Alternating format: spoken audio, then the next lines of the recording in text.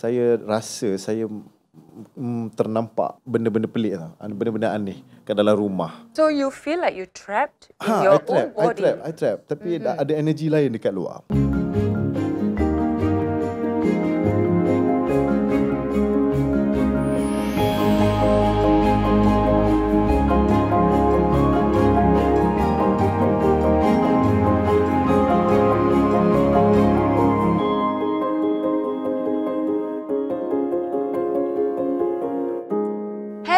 Welcome to Sembang Tepi Kak Ji, talk show susulan dari #PM Tepi Kak Ji kat gempak.com. Apa khabar anda semua? Kak Ji harapkan semuanya sihat-sihat sahaja. Hari ini nak sembang dengan Kak Ji, tapi bukan dengan Kak Ji saja. Kita akan bersama dengan dua orang tetamu di studio yang membincangkan tentang perkara yang dekat dengan diri kita semua, tetapi jarang orang nak kongsi cerita. Jadi bersama dengan Kak Ji di studio seperti biasa, manis orangnya sentiasa. Bila Kak Ji pusing je dia akan senyum je dekat Kak Ji. Encik Akif Basri, psychologist clinical. How are you today? Alhamdulillah sihat. Feeling Hari great? ni nervous sikit lah. Ada orang yang terlalu kacak sebelah ni. Aduh, Kak Ji pun berdebar-debar je dari tadi. Berdebar kencang. Dia seorang yang sangat Kak Ji kagumi. Karisma dia bila dia melakonkan watak-watak tu. Terima kasih Kak Ji. Jadi orang kenal awak dengan nama Remy Ishak. Ya, saya. Sebenarnya nama betulnya apa? Nama sebenar saya Muhammad Zalimi bin Ishak. Tapi saya carry nama stage sebagai Remy Ishak. Kita akan terus bersembang lah. Okey, sebelum kita cerita pasal pengalaman Remy, awareness tentang kesihatan mental dan psikologi, kita nak bacakan story yang dihantar pada Kak Ji. Okey. Baik, kita akan bacakan tentang Moon. Kak Ji baca ya. Hai Kak Ji, sekarang saya sangat stres sebab tak dapat pulang ke kampung gara-gara tidak dibenarkan ambil cuti oleh majikan.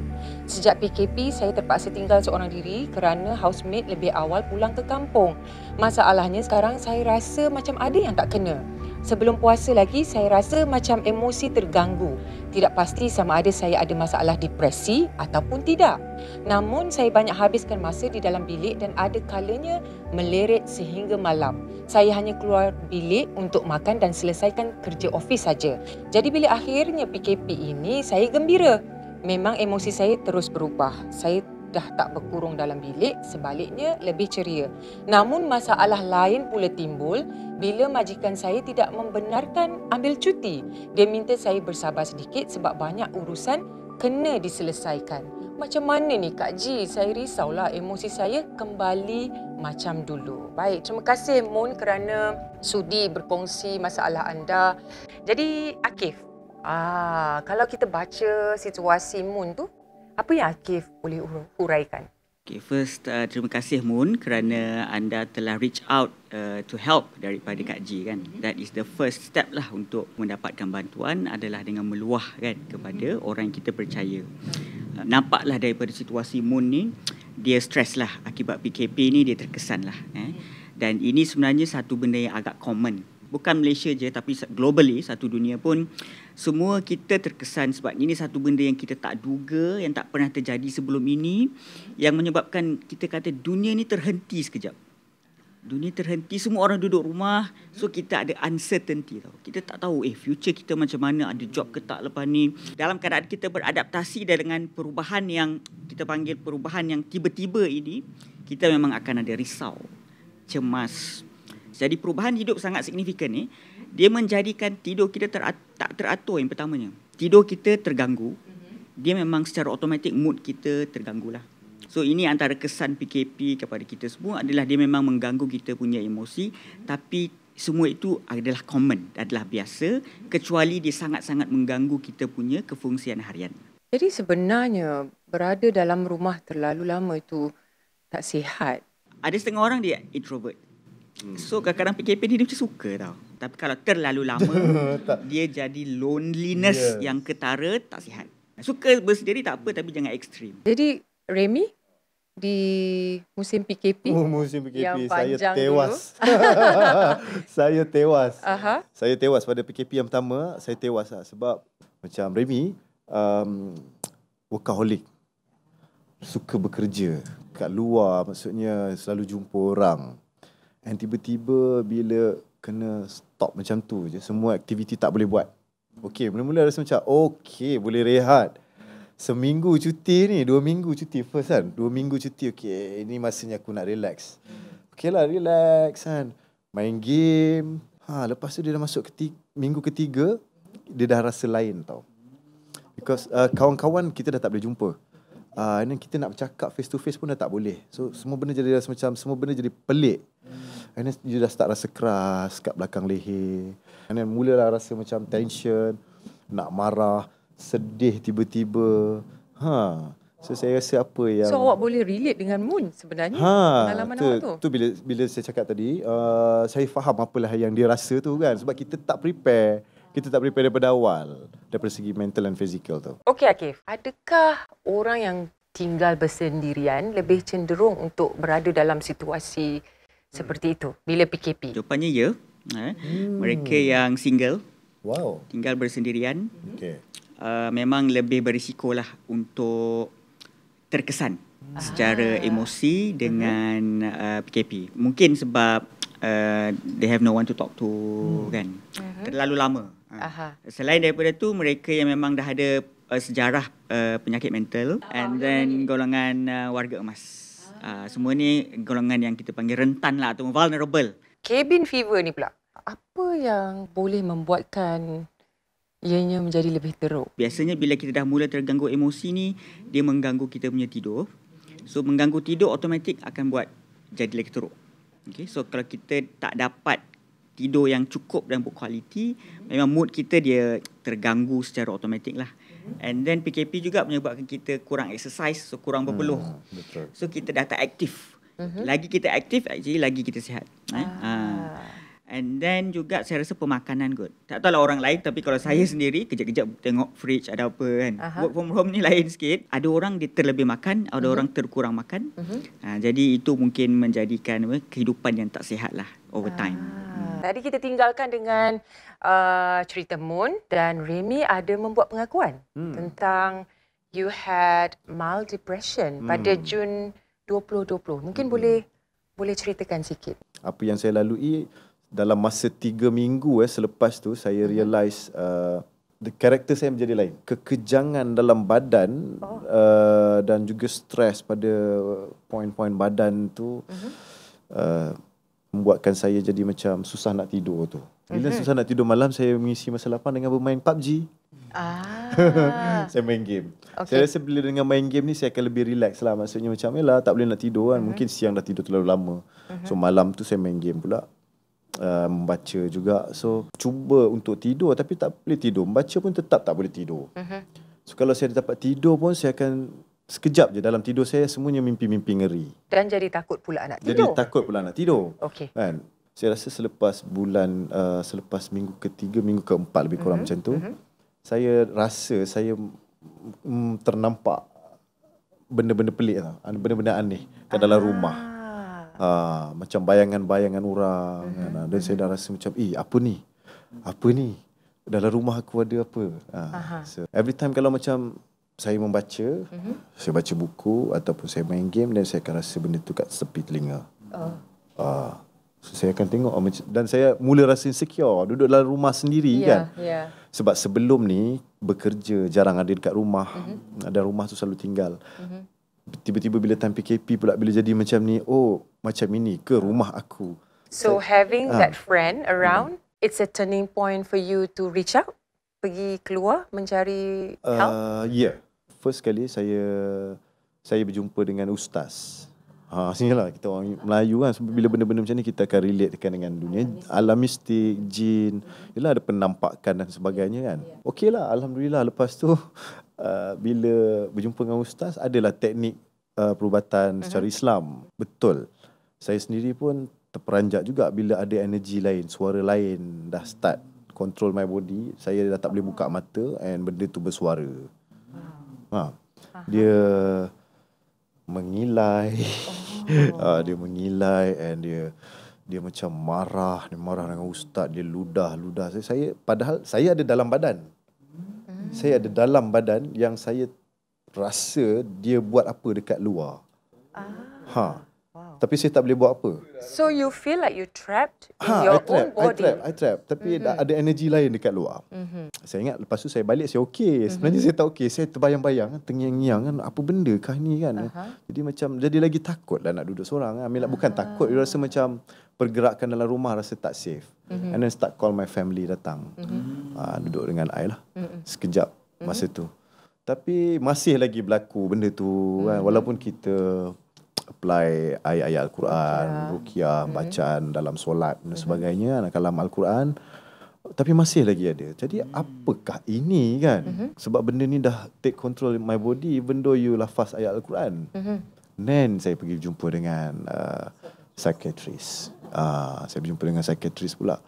So check darah, check kandungan gula dalam badan. So saya diklasifikasikan sebagai mild depression masa tu. So masa tu saya start fikir macam, okay, mild depression sebab apa? Saya start fikirlah. Okay, mungkin sebab kerja terlalu banyak sebelum ni and suddenly you stop. Chemical dalam badan chemical dalam badan start jadi macam tak berfungsi dengan betul. Tak balance lah. Dia tak balance. Ada possibility kat situ. And then sebelum ni saya seorang yang sangat menjaga diet dari segi pemakanan. Bila PKP saya makan aja. Lepas tu saya masak, saya tengok Google, saya check. Jadi saya tak control benda tu semua. So ada possibility chemical dalam badan imbalance because of cara pemakanan lah. Bad food. It's such a great effort tau Remy. Ada orang dia cuma pergi pada satu channel saja. Dia rasa itu effort dah. Mungkin macam as for you, maknanya you pergi Islamia, then you pergi ke doktor, psychiatrist dan sebagainya. And then you cari pula diri you dalam tengah-tengah tu, apa yang beradaptasi yang baik dan untuk you rasa lebih baik. Kalau trap dekat situ selama-lamanya, then sampai bila-bila pun I akan duduk di situ dan orang lain akan maju ke depan dan I akan stuck di situ. I nak ke tengok my family dalam keadaan yang worry. And my manager, friends semua akan nak aku duduk dekat situ je. Tak boleh layan. Emosi ni tak boleh layan. Macam I have plan, I have future. So benda ni aku kena tinggalkan. Orang nak jumpa psychiatrist ni kan takut. Nanti orang label gila lah. Kau ni tak betul lah. Kau ni kena rasa. Kau ni tak cukup iman ke. Lebih kurang lah kan. Betul. Ada juga. So macam mana apa Remy nasihatkan untuk diorang?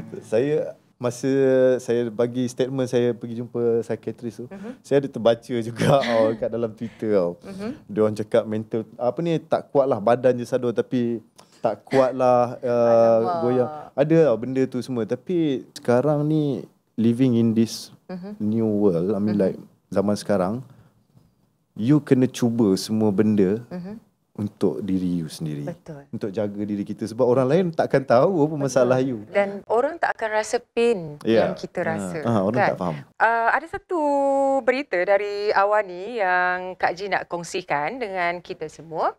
Iaitu pada Mac 2021, kajian saintis di Australia mendapati bahawa bekerja dari rumah sambil mengenakan baju tidur tidak menjejaskan produktiviti, tetapi berpakaian tidak menarik boleh memberi kesan buruk terhadap kesihatan mental anda. Pekerja yang memakai baju tidur pada siang hari sekurang-kurangnya 1 hari, Remy, rolling eyes, nampak? Okey, saya ulang ya. Tengah fikir.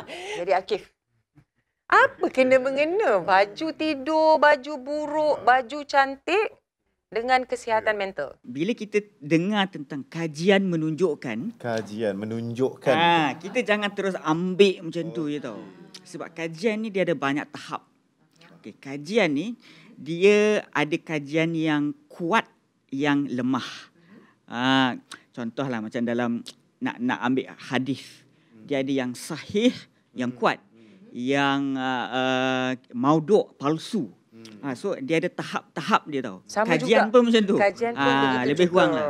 Kajian ni berbentuk survey tau.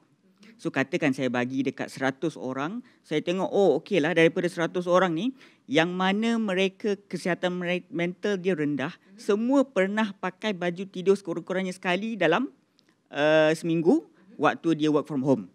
Okey, tapi apa yang saya tak kaji ialah mungkin tak yang pakai baju tidur ni sebab dia lambat tidur malam. Mungkin sebab dia tak jaga pemakanan. Mungkin dia orang ni juga lack of exercise. So kajian ni dia dia ada limitasi dia. Kita tak boleh ambil dia sebiji macam tu je. Tu saya nak sampaikan lah. Kalau kita tengok kajian menunjukkan, janganlah kita terus percaya macam tu je.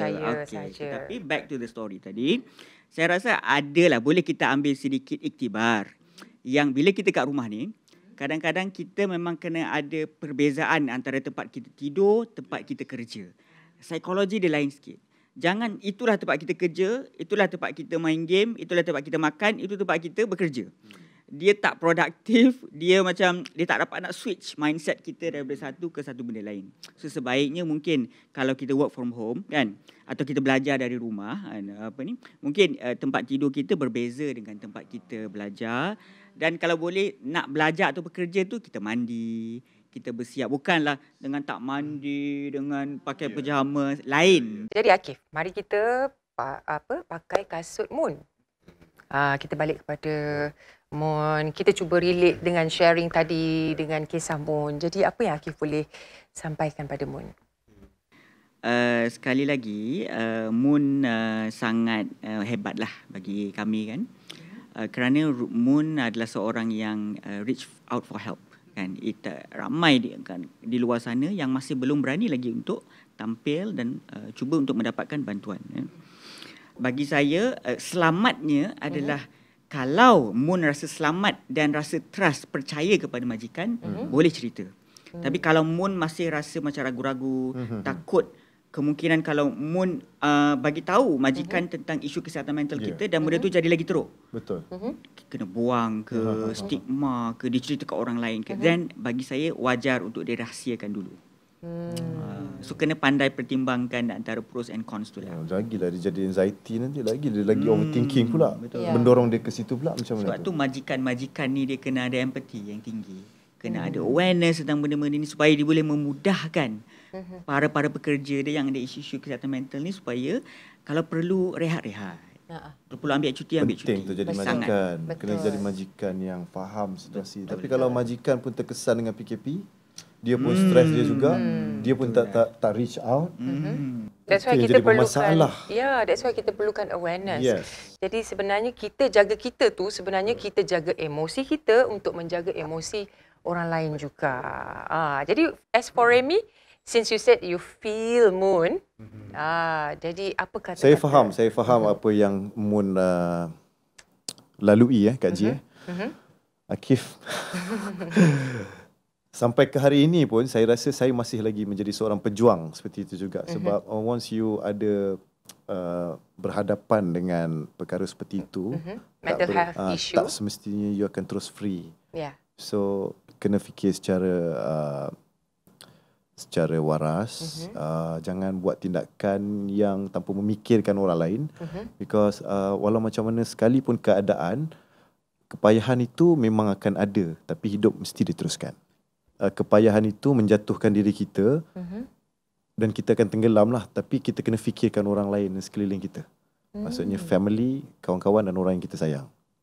That can motivate kita. Benda itu je yang akan saya rasa boleh membantu Moon juga. Jangan terlalu memikirkan tentang diri sendiri je bagi saya. Fikirkan juga senario yang lebih besar. Benda yang lebih positif. Sebab kita dengan masalah kita, dan sebenarnya ada banyak relationship around us, you know. To be honest, this is a test. Bagi saya, setiap apa yang berlaku ni adalah test. Once you dah lulus on this exam, you akan sampai ke satu level yang lebih tinggi. You are a warrior. Yes. Kan? Dan semua orang mahu menjadi pejuang yang hebat dalam setiap perjuangan. Saya lebih terbuka. Saya rasa nafas saya lebih segar. Bukan daripada diri saya, tapi surrounding saya. Sekeliling saya rasa semua orang lebih positif. Energi dia lebih positif. Dan saya rasa semua apa yang saya buat, semuanya mudah. Lillahi ta'ala. Terima kasih banyak kepada kalian berdua.